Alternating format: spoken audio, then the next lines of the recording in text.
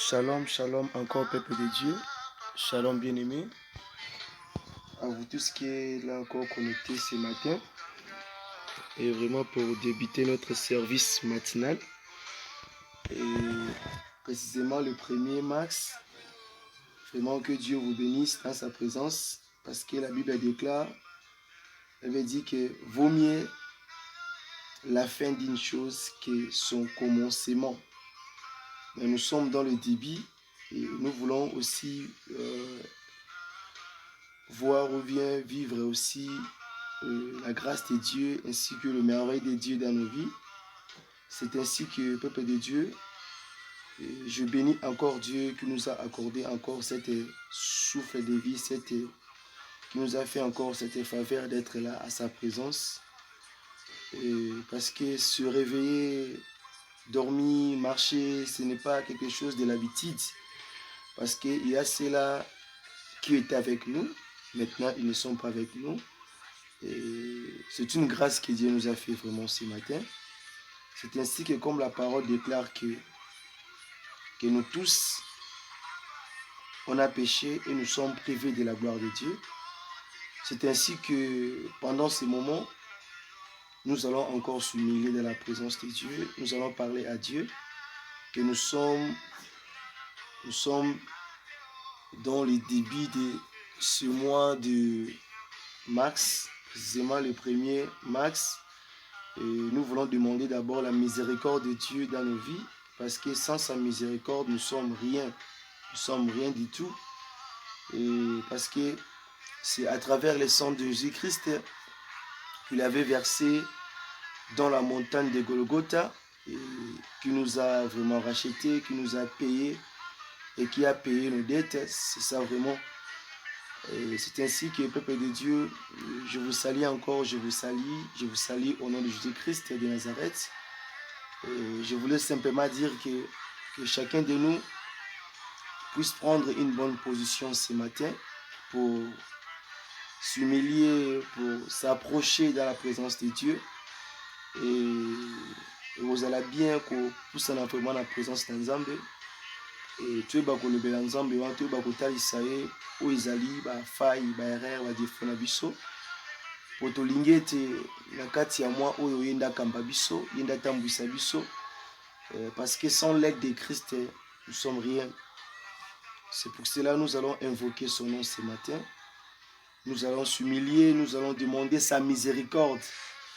Nous voulons dire à Dieu que ce matin nous voulons que sa miséricorde domine dans nos vies. Parce que même la parole déclare, Éternel, le matin tu attends ma voix, le matin je me tourne vers toi et je regarde, car tu n'es point un Dieu qui prenne plaisir au mal.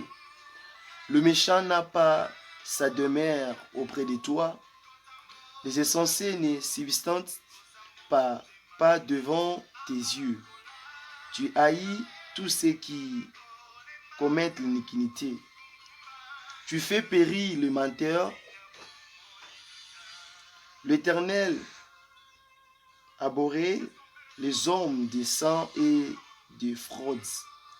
Mais moi, par ta grande miséricorde, je vais à ta maison, je me prosterne dans ton saint temple avec crainte. Éternel, conduis-moi dans ta justice à cause de mes ennemis, aplanis ta voie sous mes pas. Et là, je viens de faire la lecture dans le livre des psaumes, le chapitre 3, jusqu'au verset 8. C'est ainsi que nous allons parler à Dieu, nous allons vraiment s'approcher dans la présence de Dieu, parce qu'il avait déclaré que il dit que le matin je me réveille, je sais que tu écoutes ma voix et je tourne vers toi mon regard et je regarde vers toi, je m'explique, je m'exprime devant celui qui nous connaît mieux que nous-mêmes. Il dit encore que Dieu ne prend pas plaisir au mal. Dieu ne prend pas plaisir au mal. Et Dieu n'est pas content du méchant. Et On ne peut pas s'habituer de vivre dans le mal. On ne peut pas s'habituer de vivre dans de mauvaises choses. On ne peut pas s'habituer de s'adapter dans le... on ne peut pas s'habituer dans l'incrédulité, hein, dans l'iniquité. On ne peut pas s'habituer à cela. Parce que ce n'est pas bon devant les yeux de notre Dieu. Devant même sa face. Parce que sa parole déclare que tout est aligné aux yeux de notre Dieu. Il dit dans le livre de Jérémie, le chapitre 17, le verset 10, même au 9e verset, il dit ceci que c'est lui qui sonde le rang, c'est lui qui sonde les cœurs. C'est-à-dire qu'il dit le cœur de l'homme est tortué. Donc lui, il voit tout. Il dit qui peut connaître, qui peut savoir ce qui se passe à l'intérieur de l'homme. Donc Dieu, Christ nous parlait de l'âme. La parole nous parle de l'aspect intérieur de l'homme. C'est ainsi que, peuple de Dieu, nous allons encore s'humilier. Nous allons demander à Dieu que sa miséricorde, même sa parole déclare que notre Dieu, il fait périr les menteurs. L'Éternel abhorre les hommes de sang et de fraudeurs. Mais moi, par ta grande miséricorde, je vais à ta maison et je me prosterne dans ton saint temple avec crainte. Donc Bible zoloba ete ngai na kolinga te na landa lolenge batu oyo bazali ko s'exposer komitika na kati mabe parce que nzamba futi saka moto nyonso selon acte tout fait selon misala o tozo ba kusala na ba parcours na biso to pe na ba o déjà ba kufi donc nzambe akofuta mutu na mutu selon œuvre o yazo commettre siko selon œuvre o tozo commettre o tozo sala to o salela. Ils ont dépendre est-ce que œuvre ozo commettre wana ezana ndenge moko malamu to na ndenge moko mabe misala ozo sala. Donc c'est-à-dire que il est encore temps, il n'est pas encore trop tard à ceux-là qui vivent, à ceux-là otozali otoza elongo toza na pema o nzamba pesi biso. Bien aimé, tu sais que pendant ces moments il y a bizana batu mususu o ba perdre ba vie na bango na kati ba guerre. Mutu muswaza ki na kati ambiance, il était en train de prendre les boissons alcooliques, il était en train de se livrer dans l'impudicité, dans la débauche, dans le meurtre, dans l'idolâtrie, dans de toutes ces choses-là, dans toute le forme et le désir de la chair. Hein? Il y avait plusieurs gens qui se livraient, qui se donnaient. Mais pendant ces moments, mingi bazaya suna bisoté. Pendant ce moment, c'est là, il n'a même pas eu le temps de se repentir. Il n'a même pas eu le temps de s'approcher de la présence de Dieu afin de dire que papa, aie pitié de moi, pardonne-moi. Il n'a pas même eu ce temps-là. C'est-à-dire que tant mon pépé, tant l'ange de mort a télémaré à la porte, à la porte. Cela veut dire que chaque jour que nous sommes en train de vivre, de marcher, le matin, le midi, le soir, bien aimé, il faut toujours chercher même des secondes, même une minute, même deux, même 30 minutes, même une heure de temps, même ne fût-ce que des secondes, et ça peut m'abêter. Cela veut dire que tout Zouaka ne fût-ce qu'à ta moqué, tout ça la miséricorde de Dieu dans nos vies, parce qu'on ne sait jamais, tu es évité. Tu es évité ceux qui l'ont besoin nani, ceux qui après prière, nani, tu es bagati. Donc tu es sans âme, parlons à Dieu que na kati ya moi o ya mars tolingi sa miséricorde eza likolo ya vie na biso makambo so na vie na biso bato zarate na posa ke to senga nzambe eza juste kaka etamboli na biso eza juste kaka marche na biso parce que même soki nzambe a pambola ki Job même tant nzambe apesa ki Job a éleva ki Job apesa ki Job te non seulement par rapport na kolobake par rapport à la façon ya kobondela. Non, Dieu avait payé Job par rapport à de sa manière de chercher Dieu, par rapport de sa crainte, par rapport de son intégrité. C'est ainsi que Dieu avait récompensé, Dieu avait payé Job. Donc mamusu esenga te ka faut ta prière combat, faut ebisa nzambe, faut ta prière ba supplication non. D'autres choses Dieu les fait par rapport à œuvre aux osala. Par rapport à marche na yo, par rapport à ta conduite, c'est yango zo pousser nzambe asala bilo musu na vie na yo. Asala ngote parce que ebiko bondela. Ya asala ngote parce que ebiko yemba. Si Dieu fait autre chose dans ta vie, ce n'est pas tu peux te dire que tu peux t'exprimer que non parce que je prie bien, parce que je sais comment parler, parce que je sais comment chanter, parce que je sais comment prêcher, enseigner. Non. Dieu le fait pas parce que tu sais comment prier. Dieu ne le fait pas parce que tu sais comment chanter. Dieu ne fait pas parce que Dieu le fait pas non parce que tu connais comment prêcher ou bien comment enseigner. Dieu fait autre chose dans ta vie parce que azomona été ba œuvre au sali misala au sali nde sala ketanga tali maoneka likola vie na yo bitetika na sela mwana o. Yango wa to ebisa nzambe to senga la miséricorde de Dieu. To ebisa nzambe na première position de nzambe que sa miséricorde est à l'icône biso. Que sa miséricorde est à l'icône ba santé na biso. Bien aimé, ndenge ozobondela ndenge ozoyoka ndenge ozolanda ozobondela par rapport à vie na yo. Tantôt omona nga naza na lakini nazo bégayer naza na problème, naza na grippe, naza na comment je peux dire encore naza un peu nazo kosola. Donc yo bondela landa ndenge nzambe azokambo ndenge ozoyoka ndenge nzambe azolobela yo talisa nzambe parce que soki atelemisi biso na ntango oyo eza te ke mpona koloba ete toleki baoyo balali bapongi toleki baoyo babimi bake misala non apesi biso nde privilège apesi biso opportunité nga namona yango des fois kobelema na présence ya nzambe ezelo moko te eza hasard parce que eza na bato mosusu vraiment ovanda mpe boye na kati ya etonga na nzambe bandi obondela yo tane bato mutu mosusu bakovanda mpe bandi obetane kaka monoko donc eza eloko moko donc ezalaka privilège eza grâce donc soki ozwi opportunité wana ozangisaka te koyebisa nzambe ke papa naye kopesa yo merci papa nasengi naleli mawa na yo papa nakumisi nkombo na yo biloko mibale wana donc ntango ozokumisa nzambe il faut pas oublier cela le merci le remerciement ainsi que la miséricorde de Dieu demander à Dieu pardon des choses là eza un peu biloko mibale oyo eza clé na vie ya chrétien. Donc quand tu es dans la présence de Dieu, n'oublie pas d'être reconnaissant, n'oublie pas de demander sa miséricorde, n'oublie pas de demander que Dieu ait pitié de moi, n'oublie pas ces choses-là. Zabiloro oyo et la musara intimité, zabiloro oyo et koli sera même vie spirituelle ya mutu. Les aba prière oyo matara vie spirituelle ya mutu. Autant mutu muso abonde la ane troti, aloba ane mingité.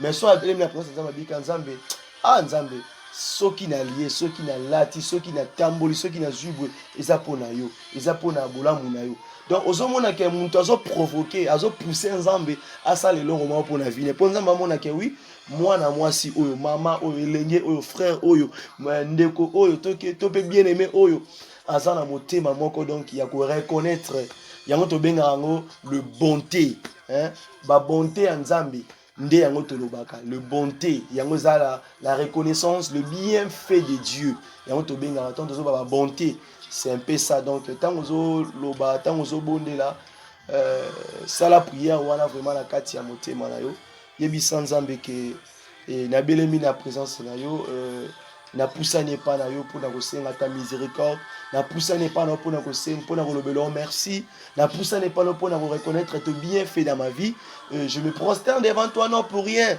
parce que je vis tes bienfaits na sepelaka na sepelaka lolenge nzambe utilisaki David parce que David là souvent akoma biloko moko donc ozomona ke ezaki inspiré par l'esprit de Dieu na connaissance ki bomoto mtaro komati. Donc ezolakisa ke donc mutuye moko donc azalaki donc a parcouraki alekanaki na bata moko apasaki ba bon moment na ina nzambe donc malgré ba faille malgré mabe po so totali vie ya mutu le roi David a mutu ta mérité ko zana prince nzambe a mutu mutu ta mérité ko c'est la même nzambe donc c'est à dire que notre Dieu est miséricorde. Notre Dieu, il est amour. Notre Dieu attend la tête sur que vous avez péché en nini, sur vous avez tâche en nini. Non, il dit seulement reconnais. Souviens-toi d'où tu es tombé, réponds-toi, bien-aimé. Tantôt les lots où tu es habité, tantôt mon colonne sort, tu es habité à pété. Tantôt les alobis tu es habité pété. Donc n'anions souvent tu es habité sans ensemble que sa miséricorde du cola vient biso. Du cola mon biso bien-aimé. Bisi que ça me tend aux obondes là. Et atoza likola mbeto atozo kumba mutuka atoza wapi na wenze atola muki atoza wapi partout oza ko se retrouver na position nyonso ozaleli zwaka tana ko fongola monoko yebisa nzambe parle à Dieu dis à Dieu je demande ta miséricorde dans ma vie Seigneur aie pitié de moi papa je voulais marcher avec toi je voulais m'attacher à toi je voulais s'abandonner à toi je voulais demeurer près de toi. Donc, pour demeurer paiement en Zambé, il faut que tu prière à combat. Et il faut que nous boucons à Jéricho, non. Pour demeurer près de Dieu, pour demeurer na peme na Nzambe, ça demande que la crainte de Dieu. Ça demande que la sainteté. Ça demande que tambo na kati ya kobanga Nzambe. Donc tout ebisa Nzambe, tout le Nzambe na tango oyo ke ayeba isusu ko ke la biso ma bien-aimé. Bisike zwanyo, quand tu es poussé par l'esprit de Dieu, commence à prier, commence à prier, commence à prier, parle à Dieu. Ba matinal ezara prière moko donc mutu na mutu yaka ayebi ndenge nini ala muki. Nini o amonaki na bandoto na basonge na ba vision na nini o ya vivre na butu alekisi yango ndenge nini kino mutu ala muka. Donc toutes ces choses là nde ememaka mutu et pesa mutu force ya kokumisa Nzambe. Donc tous ces milliers panae tu es biso Nzambe to mitike panae. Faisons comme David aussi avait fait, il dit que mais moi par ta grande miséricorde je vais à ta maison, je me prosterne dans ton saint temple avec crainte. Abingai naye natali lokola mawano munene mukete ya munene wana vraiment. Abi natali yango nde tindinga na kende na ndako na yo. Lelo ndako Nzambe koma mitema na biso. Lelo ndako Nzambe koma ba âme na biso. Parce que kuna so bongisi yango atoke na ba bâtiment ono mona wa telemisi wana osano makela pamba. Donc c'est-à-dire que yo mo banda obongisa banda otala ndako Nzambe ya ndeni. Ndenge nini motema no ezali. Ndenge nini bokati no ezali. Donc tu es bisa Nzambe, tout le bilan Nzambe. Parce que la parole déclare que dans le livre 1 Corinthiens chapitre 6, dans le verset 18, notre corps est le temple du Saint-Esprit. Na habité mutuna mutu abibisika betaki libaku na habité libaku betaki na forme ni mabaku ezala na forme belé. Il y a pas petit libaku et ezape na grand libaku te. Tout ezala libaku. Ce que betaki obeko betaki libaku yebezala libaku. Oma otala te ya fingaki te ya koya ki na impudicité te ya simaki kisité. Nyonso sorebika ke tanga mi péché bika ke oyo la parole déclare que quand on a sali acte ou ezali la désobéissance, c'est un péché déjà. Donc tout est acte où ils ont déjà la désobéissance, ils ont déjà le péché. Même si l'iniquité, même si on doit transgresser, c'est déjà le péché. Donc tout est sans Nzambe na tango oyo ayo ki la biso mawa bien aimé na péché autant ko bondela. Na pesi autant au bon de la pour ngape fona bondela pour ma prière à miséricorde tant au salaire yango ezate kaka kenga na kangu maboko te ngape fona bondela na yebisa Nzambe parce que naza mutu naza na mai na makila naza mutu naza na nzoto tanto misu na nge tala trop tanto maboko na nge simba biloko malamu te tanto makona nge ekota ka bisika malamu te bien mais to ebite au moins na mokili o bisika musoke ne revendre okota yo ba to sumuka ngina hote. Ok, on vend dans l'isanga batu o tanto basé à mabe. Ba commettre biloko malamu te. Mais au participer na bango pour ceux qui par exemple bato ba bakende ko mamutu. Ceux qui l'étaient au kanga bango to la police wana. Et kanga na yo zala ki wana. C'est-à-dire quoi qu'il y a une maison d'enquête ba kanga yo. Parce que ba kuti on a kati l'isanga batu wana. Malgré qu'on se justifier nous mais au subir dans la première position. Donc ezape ndenge mo pa Nzambe. Donc tant qu'on se paraître au Kenebisca mususu ou ezay malamu te ba ke osa déjà ko bima lokola muntu azo commettre mabe. Yango moni à chaque fois que mona même de prix batu o bazala ki liboso na biso banya ko senga kama na Nzambe. Ata za na kati ya Babylone o senga kama na Nzambe parce que abi ke tradition batu o evangeli ya batu o yango te o Nzamba pesa kingai. Yango te zali marche na biso. Bien mais quand tu es en train de prier, continue à prier. Maman Anastasie, bondela rabisi gezwamio. Vraiment que Dieu vous bénisse. Prie bondela ibisa Nzamba yo kamawa. Yebisa Nzambe mawana yo. Senga Nzambe mawana Nzambe likola vina yo. Yebisa Nzambe. Mama mami yebisa Nzambe na tongo lelo papa na yako senga mawana yo. Yebisa Nzambe na lili mawana likola bana nga likola libota na nga likola bomo ina ngai. Mama mami okanga munoko te yebisa Nzambe yo kamawa. Yebisa Nzamba yo kamawa. Yebisa Nzamba yo kamawa. Yebisa Nzambe wanzo yo kayo. La Serge mima yebisa Nzambe yo kelanga ma olikola vina ngai. Tango na yembela kayo na lingite na sala bonzoto. Na lingite na sala o ezali makambo ya physique.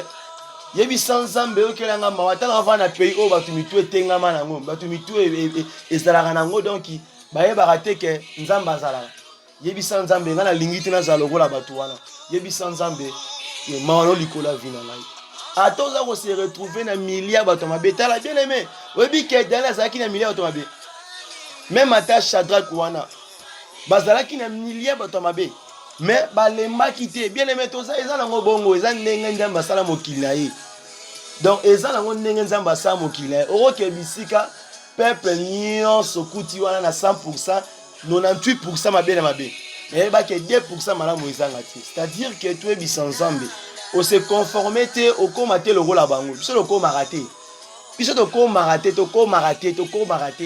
oyo te nazala lokola ye te biso ozala lokola bato te totambolaka nde selon bapa yesu tolandaka nde bapa na ye yebisa nzambe bondela yebisa nzambe wana yebisa nzambe frère Joël malgré bafaille malgré badifficulté ya vie malgré des complications malgré bamoma ozoleka nango malgré makambo okutana nango na famille na yo nayebi ke ntango ovandi okanisi otalobi te nzambe atiki nga eza deja libaku ntango deja moto atali ke nzambe abandone nga beti libaku tala moto atali akomi kokanisa obi vi na nga ekende wapi ta vi na nga nde suki donc moto aosumuka deja donc nayebi si okenda ntongo alo nzambe atiki te yebisaka nzambe ke ta miséricorde eza likolo ya vi na ngai yebisa nzambe na ntongo ya lelo lobela nzambe na le 1er mars oyo yebisa nzambe nasengi mawa na yo nasengi mawa na yo beleme toza batu toza na babisika oyo tobetaki mabaku ngai nayebi tobetaki libaku wapi nayebi te yebisaka nzambe wana parla c'est Dieu azoka yo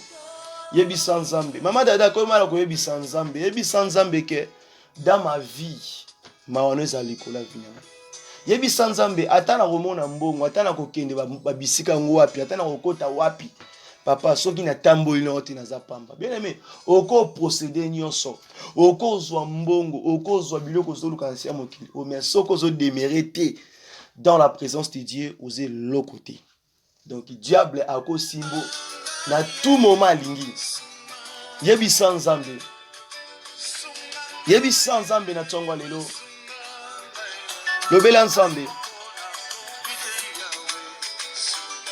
losambo lelo esimbami na mokanda psaume chapitre 5 et le verset 3 kino na kokita na yo moto esima tozobonda na kati ya livre wana mais surtout précisément le verset 8 oyo ezoloba ete na version mosusu eza verset 7 mosusu mpe eza version 8 eza le verset 7 je m'excuse le verset 7 to 8 je dépendre na bible oyo oza nango ya yebisa nzambe na ye liboso na yo na commettre même nasali même acte oyo David asalaki na kati ya présence na yo alobi ya landi bato mabe te mais andimi akita andimi afuka andimi ase prosterner yango moni tolobaka chaque fois ntango osala prière osenga nzambe bolimbisi il faut t'humilier il faut t'humilier seulement. Quand tu es en train de faire des prières, de demander pardon à Dieu, il ne faut pas rester assis. Soit s'allonger, soit il faut toujours s'humilier. Parce que ça va position oyo. Donc les autres ça mutuke mutami kitisi. Muto ça ta prière alors c'est nzambe pardon mazo boudé na yo. Quand mutu so avant dit le roi chef ota na yo. Non. Ozomona que David c'est un roi. David aza mokonzi mais na taya bakamu na ta monique abeti asumuki akuei. Qu'est-ce qu'il a fait? Amikitisi. Bien aimé, il faut qu'on mikitisaka. Oh, tu connais ça pour un ministre, na soki apôtre, soki na prophète, ils ont la prière, et on sait dans un bolimbi si yo va na kit. Yo za na un ministre.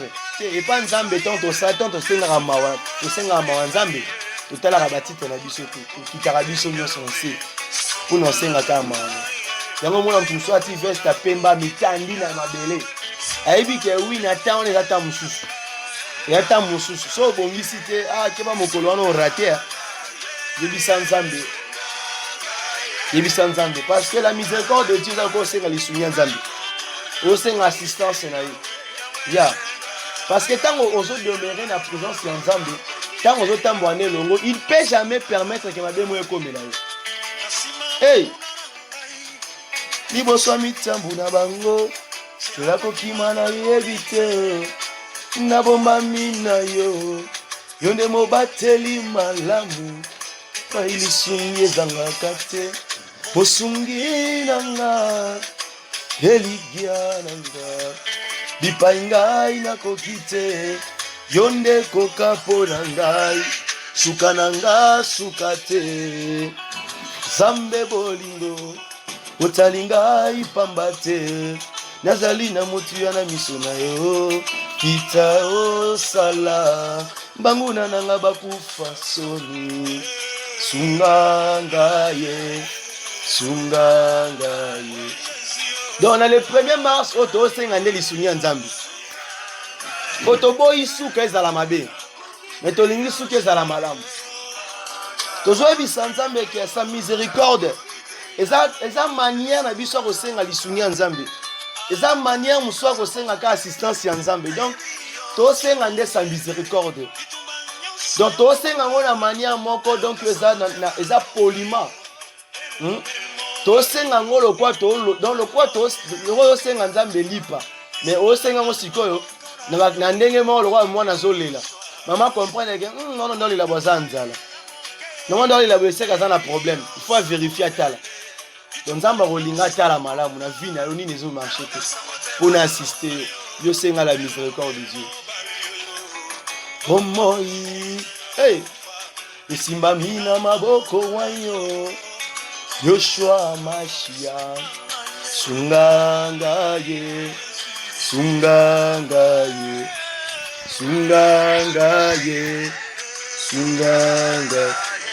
ngamoko na kokite yawe sunganga ngai moko na kokite yawe sunganga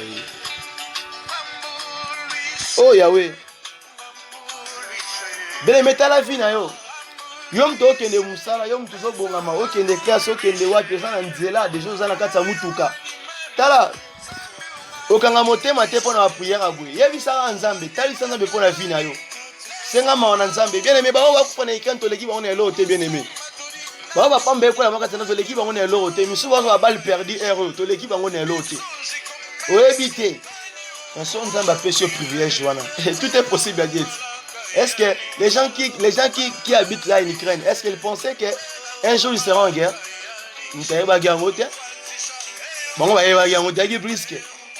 Donc personne n'a écouté que va signer contre les arrêtés dans Bitumba et qui brisque. C'est-à-dire que tu veux éviter après prière on est là biso tu veux éviter. Tu me sous bonheur et c'est là. Tu me sous élévation et c'est là. Tu me sous super ils ont mené mon raïbi wana. Ils ont un point d'interrogation. Yebi Nzambe, lobela Nzambe. Eh Seigneur. Oh Père de gloire, infiniment on a eu pour la vie de Seigneur. Infiniment on a eu pour la ministère de Seigneur. Papa n'a pas na mis dans la Seigneur. Papa tala la buka bina tongo Seigneur.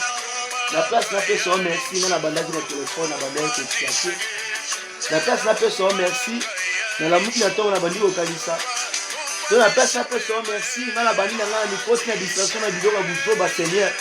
Oh papa, mais na comprendre des phrases de banana été et pas na yo, il n'est pas trop tard dans la nuit Seigneur. Car tu as dit que racheter le temps quand les jours sont mauvais Seigneur. Oh Jésus, na comprendre qu'il n'est pas encore trop tard Seigneur. Yango na zonge pas na Seigneur. Pour la resenga maana likola vimana, maana likola ministère au Christ, maana likola santé na Seigneur. Maana likola pana na maana likola maloba na Seigneur. Maana likola tamboli na Seigneur. Malgré ata na kati ya bangwa Seigneur, nakangi monoko na ngati. Ata na kati ya douleur Seigneur, nakangi monoko na ngati. Na ala posa mais nzoto na bite nzambe. So na nzoto ona obondi la ti. Na kamba pe bana, na kamba pe lingomba na te Seigneur. Oh papa, merci Seigneur. Yango wana epa na yo pona kosenga mawana yo.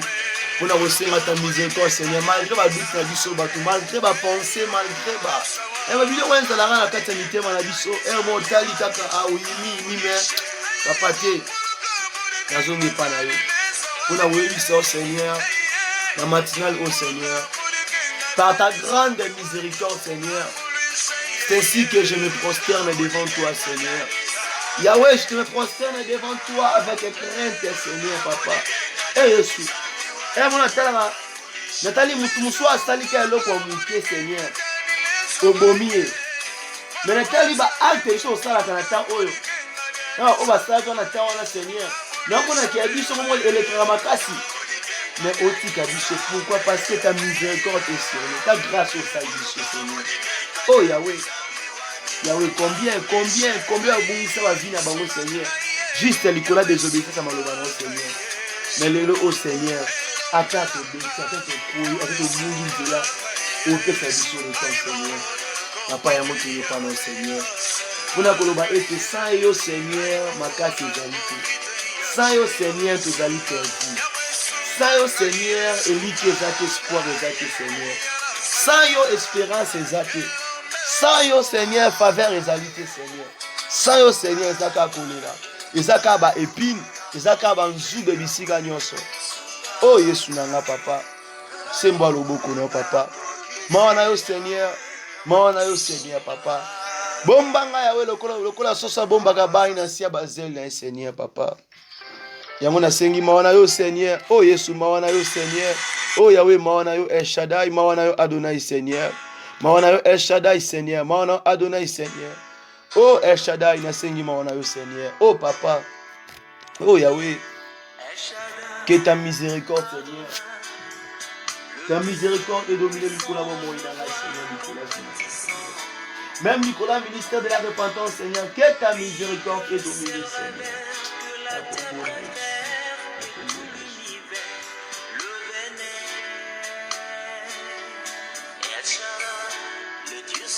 Eh Yahweh. Eh Yahweh. Seigneur.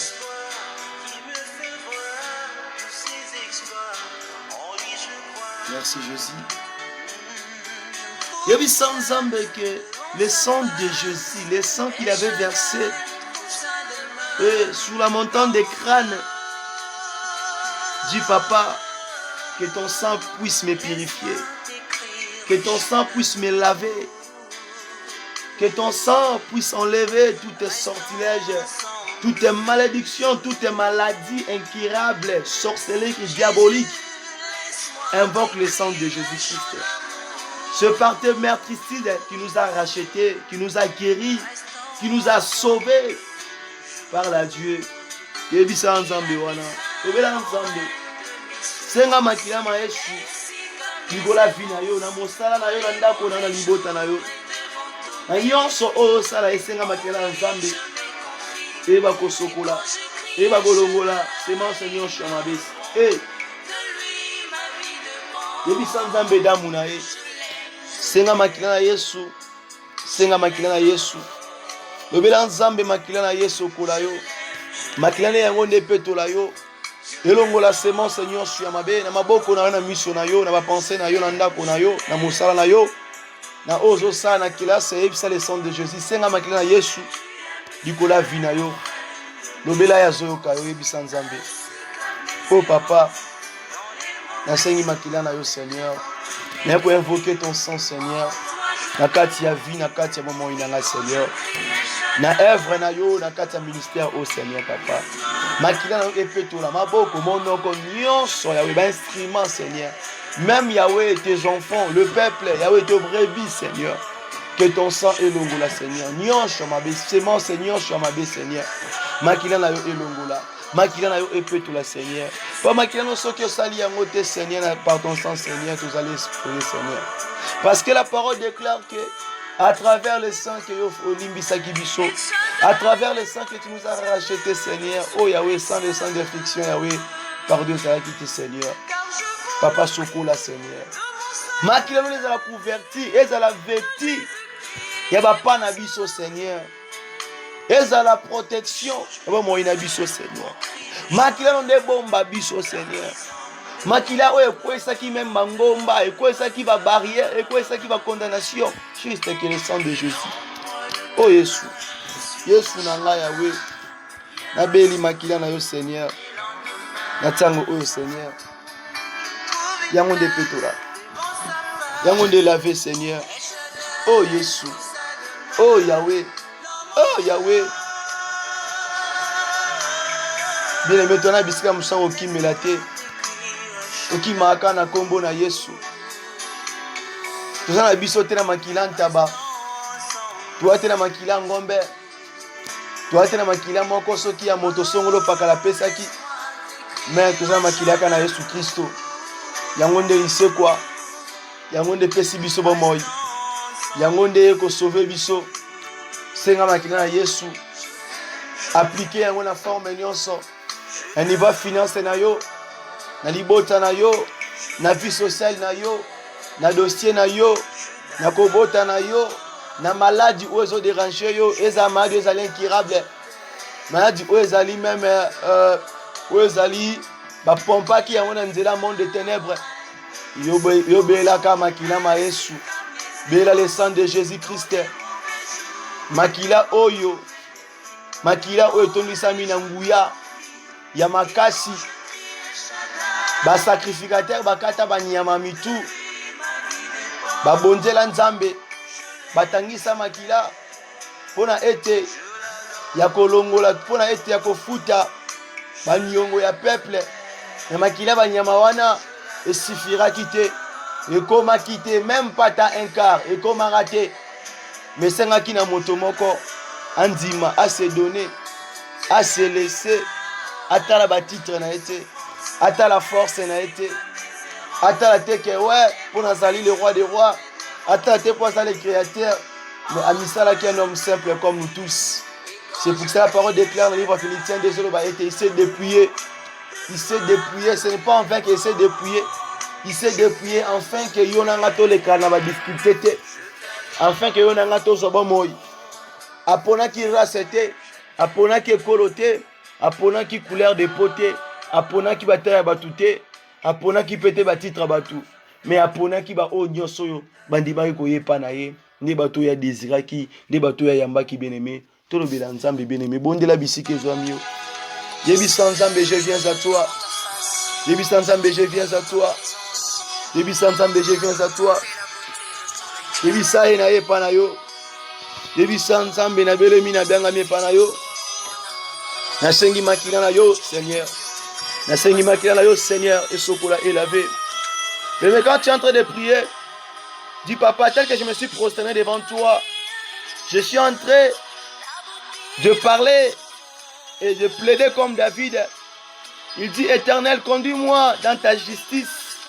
À cause de mes ennemis, aplanis ta voie sous mes pas. Bien-aimé, si Dieu veut te conduire, si Dieu veut marcher avec toi, si tu veux l'assistance de Dieu, si tu veux l'appui de Dieu, si tu veux l'intervention de Dieu, si tu veux bien marcher, si tu veux bien demeurer, si tu veux aussi vivre la puissance de Dieu, si tu veux aussi que le ministère, les dons que tu as, puisse y avancer, puisse avoir des bons progrès, bien aimé, c'est juste que de demander tes Holy Spirit, de demander le Saint-Esprit, de invoquer l'Esprit de Dieu. Parce que le Saint-Esprit nous a été donné tant que le consolateur. C'est lui qui vient nous guider. C'est lui qui vient nous conduire. Bien-aimé, parle à ce Dieu. Parle à ce Dieu. Demande l'Esprit de Dieu. Demande sa puissance dans sa vie, dans ta vie. Demande la puissance de Dieu ce matin. Dis à Dieu, je veux que l'Esprit, ton Esprit, puisse me conduire. Que ton Esprit marche avec moi. Que ton Esprit me fortifie dans mes difficultés. Que ton Esprit me fortifie dans mes angoisses. Que ton Esprit me fortifie dans mes douleurs.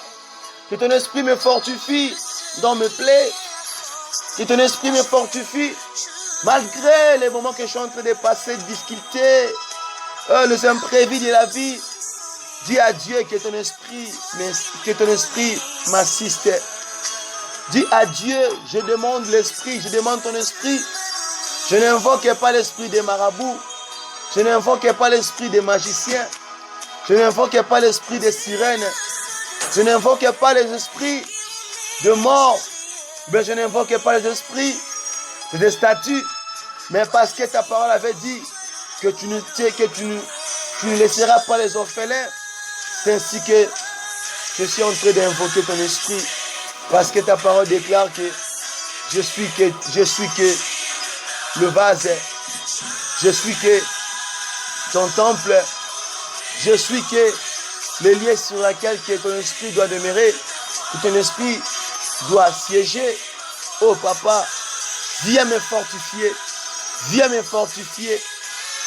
Parle à Dieu, na niveau marambunionso, marambunionso comme on a vu. Et puis sans Nzambe na sengi molimo na yo. Bien molimo na Nzambe azana ba limite te. Azala répète ba tsela ke mon mélodie. Ote ya pona baka.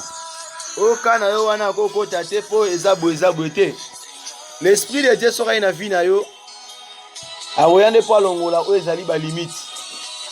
Yango so tangi makomi na Nzambe zolo ba ete. Vous connaîtrez la vérité ainsi que la vérité vous affranchira. Donc c'est-à-dire que la vérité là c'est Jésus. La vérité c'est la parole de Dieu. La vérité c'est le Saint-Esprit. Alors que Moutouazana a conduit par le Saint-Esprit, il ne vit pas la condamnation, na katia ba lien, na katia ba limitation ou quelconque. Ou ya batu ba loi établir non. Ebisa Nzambe na sengi molimo na yo. Eh, senga l'esprit de Dieu. Senga wa mulu, senga wa mukwashi, senga wa mingelengele. Yebisa Nzambe. Lobela Nzambe. Yebisa Nzambe na tango oyo. Banda yebisa Nzambe. Banda otalisa Nzambe. Banda yebisa Nzambe que sa miséricorde. Mama Francine Angola yebisa Nzambe que molimo na yo ekambanga na business. Molimo na yo ekambanga na commerce. Yebisa Nzambe wana. Lobela Nzambe yebisa Nzambe azoyoka yo. Lobela ya azoyoka yo. Yebisa Nzambe. Lobela ya azoyoka yo. Mama Lili Kankala.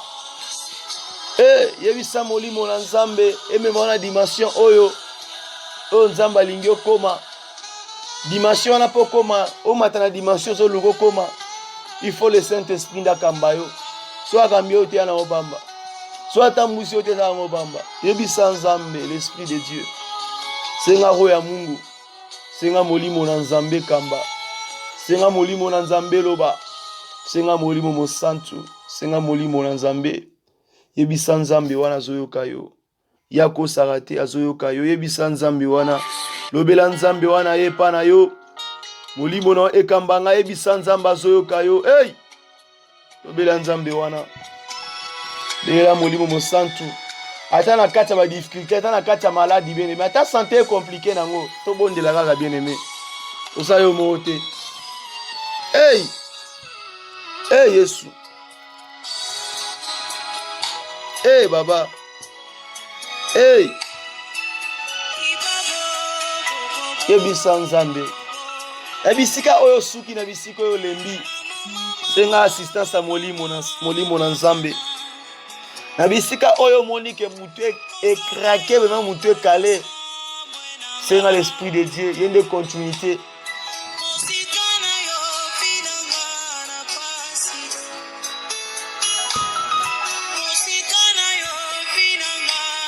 Tobandi moi on est bandeli. Tu es les 2 T. Tu es les 3 T. Tu es les 4 T, tu es les 5 T. Tu es les 6 T. Tu es les 30 T ndenge ngozali là. Donc tu es fin du mois ndenge ngosu que la T bien aimé. Mais senga déjà ntango oyo molimo na Nzambe kamba biso. Eh Yesu. Molimo na yo Seigneur. L'esprit de Dieu Seigneur.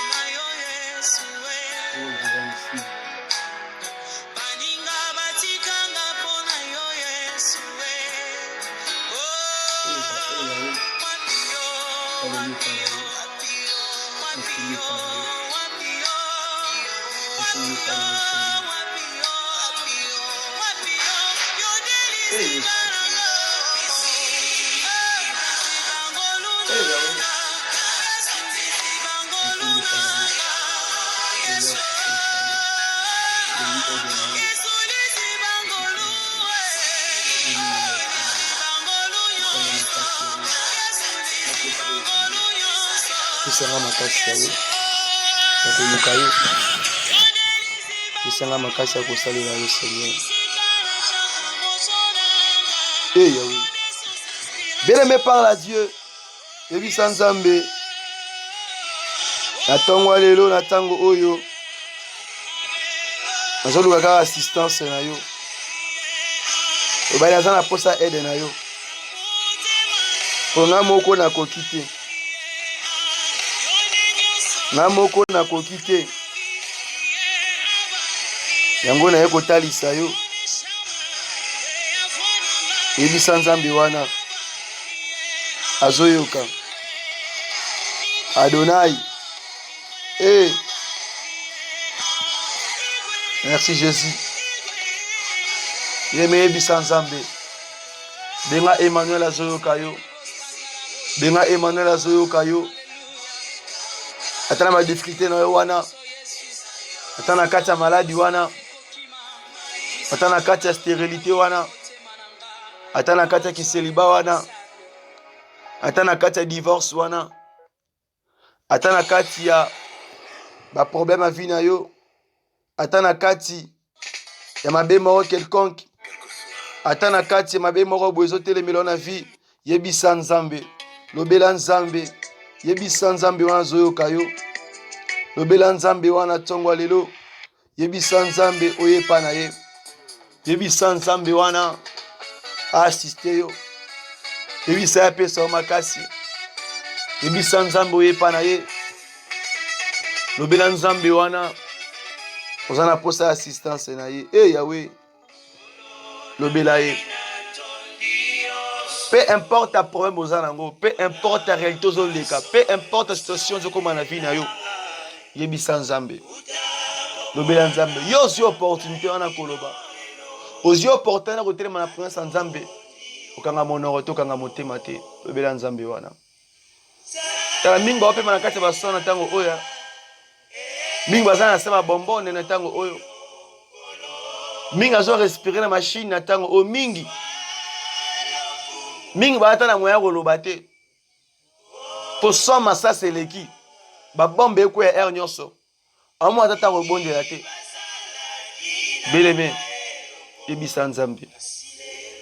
Lobela nzambe wana. Hey. Misusu balemba na bango. Batalika ba réalité va habiter ah. Toi qui na biso na gauche, batiki droite. Hey.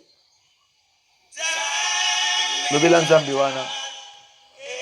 L'esprit oya fortifier biso. Yango zo mona ete makomi nzambe zo loba ete l'esprit de Dieu est notre consolateur.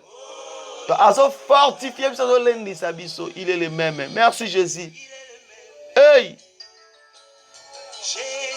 Oh. Hey. Maranatha. Jehova Nisi, Jehova Jireh. Mungu Saba Ote. Hey Yahweh.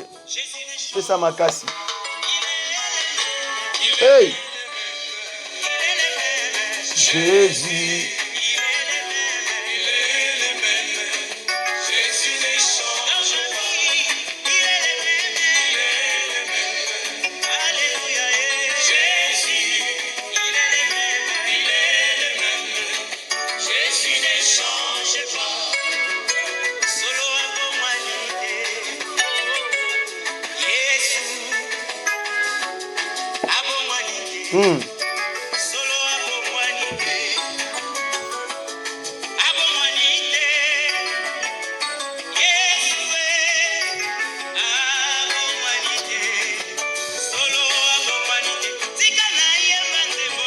Bien-aimé abongwani te. Akoki jamais kobongwana pona situation likambo na yo. Ote na moni nzamba mwa changer na ye. Abongwani na ye. Ponde na ye ba ki na yebe su na façon na tete. Makamba vino lezo bongwana. Lezo changer. Mais ya bongwani te. Ya zaka nzamba tikali nzambe. Yebisa nzambe. Senga assistance, senga aide na ye, senga molimo na ye. Hey.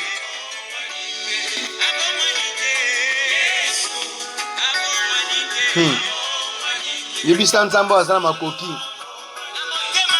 Ya ko multiplier ba poisson vie na yo. Ya ko multiplier mapa ya vie na yo. Azana possibilité wana. Azana possibilité.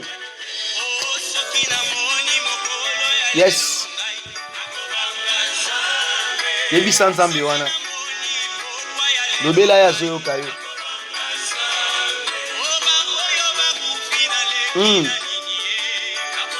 Merci Chama. Talisa nzambe wana zoyo kayo.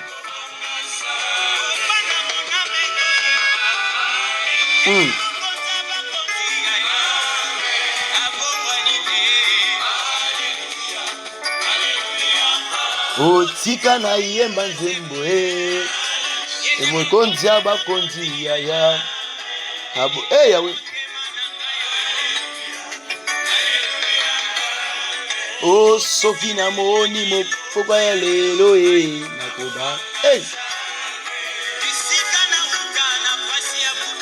bisika uta na yo banzela lekisa yo yoka sika bisiko ndo tika yo kana ponda abandonné yo tala malamu zonga tala malamu obosana te bisika oyo uta obosana te atambolaki na yo na ebandeli na yo azalaki na yo kande siko ndalengi atika yo alemba moto te bien-aimé alemba moto te abwaka moto te alobaka pe te ke aza fatigué alobaka pete ke batterie nange esili charge alobaka eloko wana pete yebisa nzambe wana azoyoka yebisa nzambe wana azoyoka yo lobela azoyoka yo yebisa nzambe wana yebisa azoyoka yo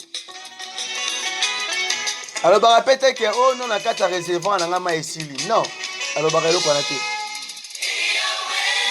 arese pete ke na kati ya depo na ngai biloko esili biloko ezia susi te atikala jamais kosala acte wana na vi na yo ya kosalaka yango te yango wana eyebisa nzambe wana lobela ye azoyoka yo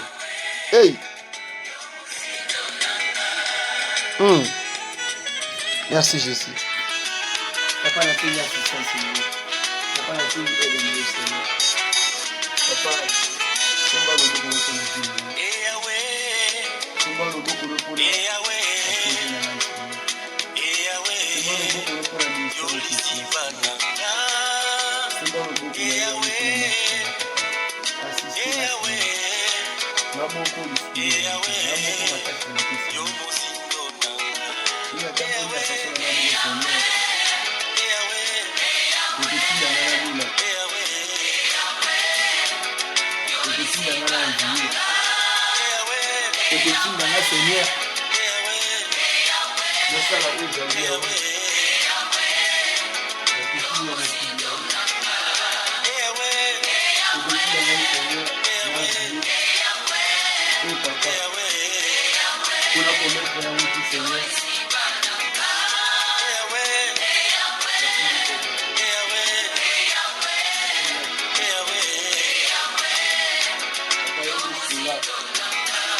Yende pesa makasi yende sunga yende semba loboko yende sunga kote na koba kotambola na yo kote na koba ozalisama na kati ya présence na yo kote na tosa yo kote na tosa yo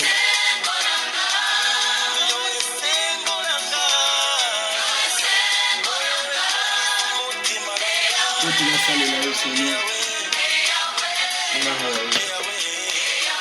kusanga makasi wana yawe assiste yawe bisimbi to mpe aide na yo papa apui na yo Seigneur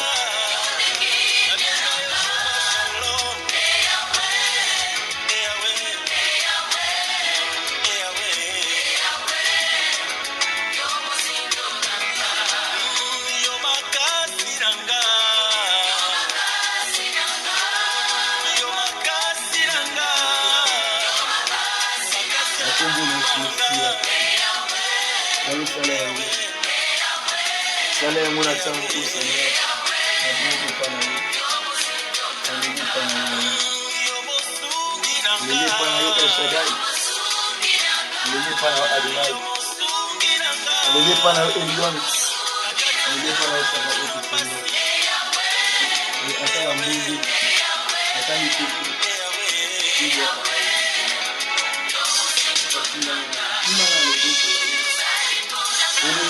Seigneur. Olimba kapisi na ngai te papa. Olimba ngai te papa. Olimba ngai Seigneur. Utala ya moto.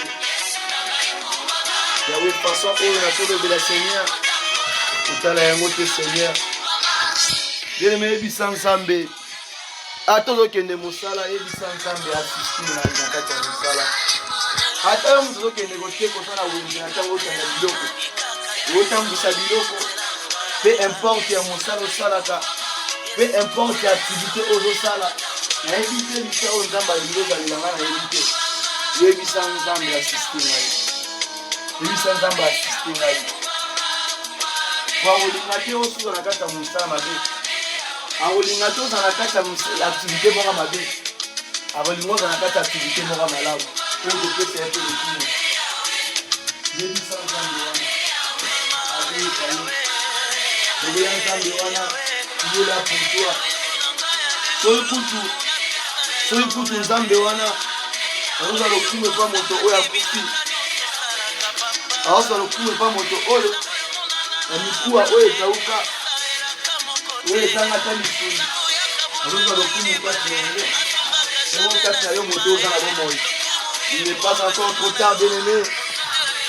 Attends, on va discuter dans Yohana. Je dis ça, bien aimé. Non, pas officiel, bien aimé. Non, on a votre place qui n'a pas poussé. Nous connaissons si vous les canards. Oui, là, témoigne qui vont en autre chose, bien aimé. Nous sommes tous en train de canal. Nous sommes dans la chaîne, nous sommes dans la page, nous sommes dans la carte, il y a groupe. Il y a WhatsApp. Si vous avez des histoires, bien aimé. Motobo abenga kinga dernièrement non solo anaye abi na ko kitela pesinga bakisi kana kobela na vi solution te na bondeli penga moko na vi na solution te na ebite na tiba kisa boko na vi na pe solution te mais tango bondeli pona ngai on to lobika amen to na zongi na ndaku na sala mouvement boy na yoki manke na songi na zalaki. C'est-à-dire quoi, bien aimé? Dans la moussette, c'est la forme de Tindi Gayo. Il faut me faire pousser. Ceux qui me disent si on me dit Tindi Kyo, à me mettre un diamant à malin, on l'a dit sur ça, les locaux, ça là, yamu. Maintenant, on fait l'assistance à Saint-Esprit. Nous aussi, on a aidé, on a évité. Il a remis les arbres se passer la temps où on a quatre filles, on a évité. Nous nous avons fait pour la parce que nous avons quatre filles, la scène de verset premier. Alors Dieu te l'esprit de Dieu, Christ a rendu qui dit son libre. Alors on l'a dit son empilé. Alors on l'a dit son akata boumbu. Boumbu est ça boumbu à bopili oyo. Et ça boumbu moko tozaki na kata ba loi établie. Zaki na kata ba acte ordonné. Zaki na kata ba domination du monde des ténèbres. Zaki sous l'autorité, il y a ba coutume, il y a ba koko, il y a ba lien moko quelconque. Mais si autant au Christ a faire quitter a longoli biso na kata mabulu wana yebi sanzambe c'est l'assistance ne pose à kati na yi yebi sanzambe yebi sanzambe yebi sanzambe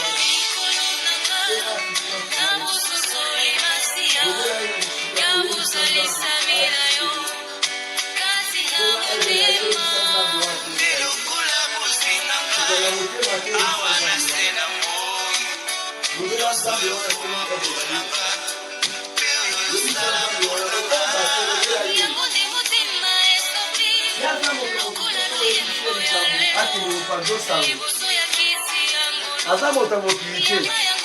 O so ebise ma mbavi na ya ake de bete na mutu. Ya za go mutu. Yo so ebise ni kambu. Italinga na yena ye. Ebina basani na ye. Oya wotinda kwa yo constituer yo. Hapo ndike mama, papa, omoni na tel anena na mbula oto na mwa oto bani. Zamba lobile bete le kwa arusa la pona yo. Zamba za bongo. Yanga solo ba ete asala ke longo moko te sans que a signalé atalisa basakoli basali na yo. Il fait rien en secret sans avoir révélé à tes serviteurs le prophète. Je ne parle à Dieu, de comme une souka. De comme une souka bien aimé. De comme une souka. Où est-ce que prier sans cesse bien aimé? De comme une souka. Yebi sans zambe. Yebi sans zambe. Yebi si on malamu ke mingi ba kufi na Ukraine to l'équipe ngone ya lote. Na yo son sama pesi ngalo bombo. To l'équipe ngone ya lote. Yebi sans zambe wana. Ata wa bazokufa na kata este na kuna mboga na biso kuna to l'équipe ngone ni bien aimé. Hein, tout ça spécial tiens. Wana motia moto to ba to l'équipe ngone to tibiso. Zamba sala ki biso na matière moko na ba pièce moko na ko ba keza eza soki na valeur so ndengeli na éviter. Donc eza na ngolu zamba sala biso. Ko so fi grâce ke ngolu wana bene meto ko ba ko lo na nzambe. Ko ba na bobondi la yebisa nzambe. Hey. Yebisa nzambe sala na vie na nga pona za kati na yo. Sala na vie na nga pona o demeurer na présence na yo. Obo tika ngati na suka bwe na sunga basai na yo. Na sunga bana o bazanga baboti. Na sunga ba enfant abandonné. Na sunga ba enfant orphelin. Na sunga ba si ya Jésus. Na sunga même bato na kuti na kati ya problème. Ata muta mbora na ngati, ata muta village na ngati.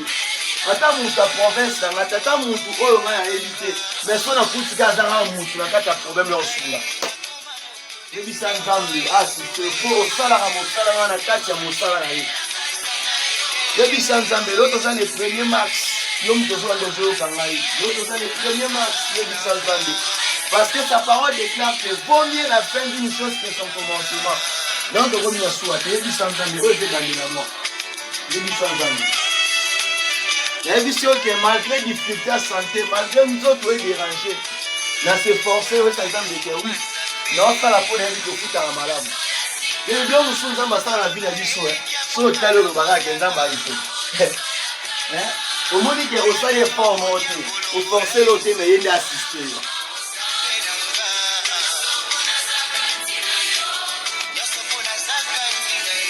ye mebondela bisika ezwami oyebisa nzambe yebisa nzambe wana lobela ye azoyoka yo yebisa ye aza parmi biso yebisa nzambe wana tiki biso tabwaki biso te lobela nzambe wana nyonso mpo naza kati na yo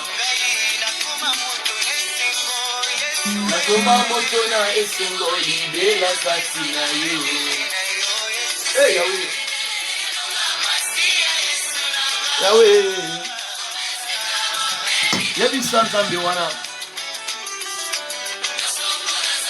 na bisika ezonobelebe tokomi na suka ozoyebisa nzambe opesa ye merci mwa bandaki na biso akomisi biso na suka service oyo naye moto alandi biso na kati ya chaine naye moto otambola na mutuka ozali na nzela mapolo ozoteka na balabala otandi biloko ozali mpe na kati ya mosala mpe mpoza ozokende mpe kelasi pesa nzambe wana merci kotango opesa merci tala malamu babilo mosusu na vino oyo omona bilo mosusu yozwa bilamba mosusu olata bandako mosusu ovanda mituka mosusu otambola nango omonaka obimisaka infante ya ofele ozwa ngo ya ofele yebisa nzambe merci pesa ye merci mpo na ofele wana pesa ye kaka merci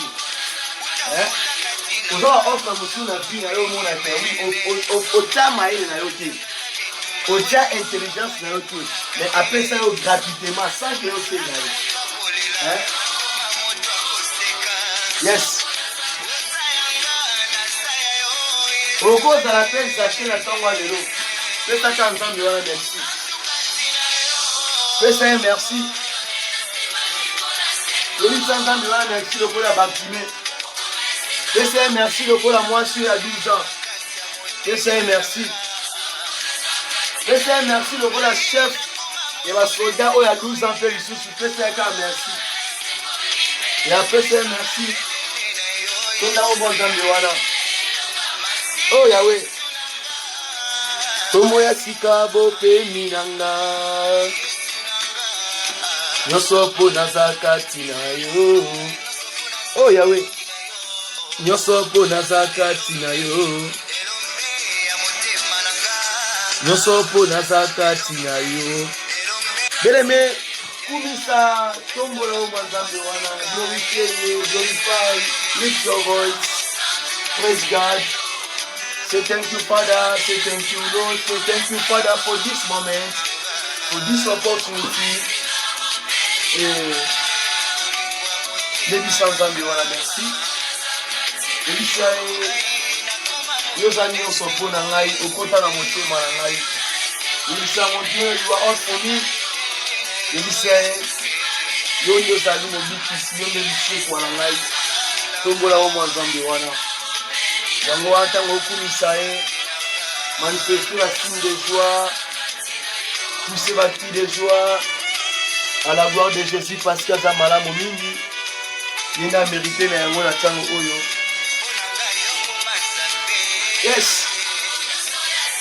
ozali nzambe Seigneur, yo ozali nzambe, yo bongwanite yawe pona koma mosanti na yo nyonso mpo naza kati na yo nyonso mpo naza kati na yo kopesanga kombo ya sika mosantu kati na yo papa Seko Yesu nanga kombo ya sika bopemi nanga nyonso mpona za kati na yo nakoma nous a créature mosa yawe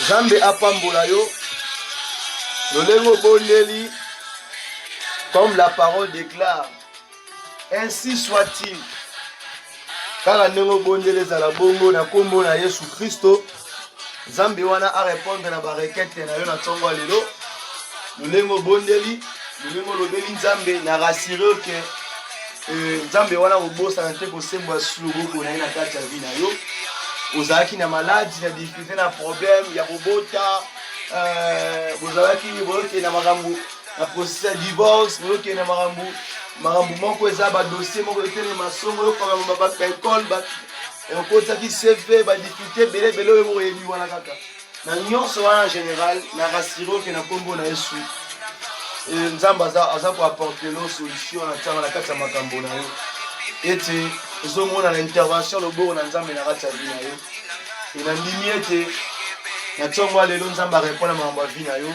akoti makambo ya vie na yo na kombo na Yoshua Mashiach lokola libota moko tobondeli tolobi lisusu amen.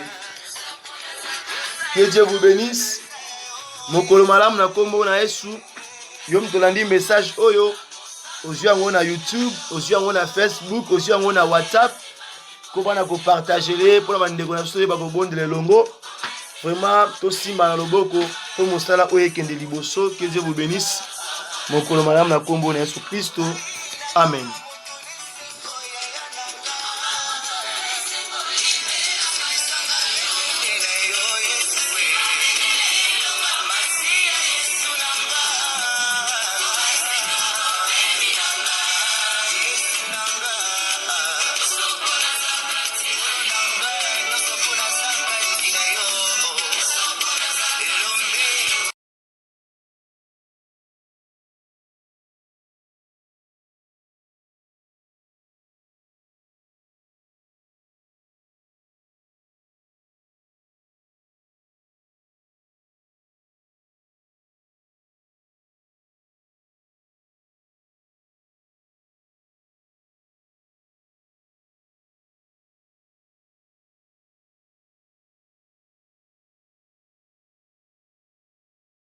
Un jour, le Dieu de Job lui pose la question.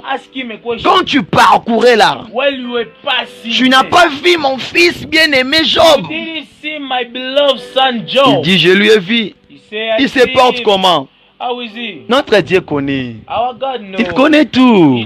Mais le problème est quoi? Il veut se rassurer. Est-ce que tes ennemis veillent aussi bien sur toi? You want to check if your enemies are really. Il veut bien se rassurer d'abord. You want to know nicely if est-ce your que enemies. Are your enemies seeing what I'm doing? Et puis l'ennemi de Job. And the enemy.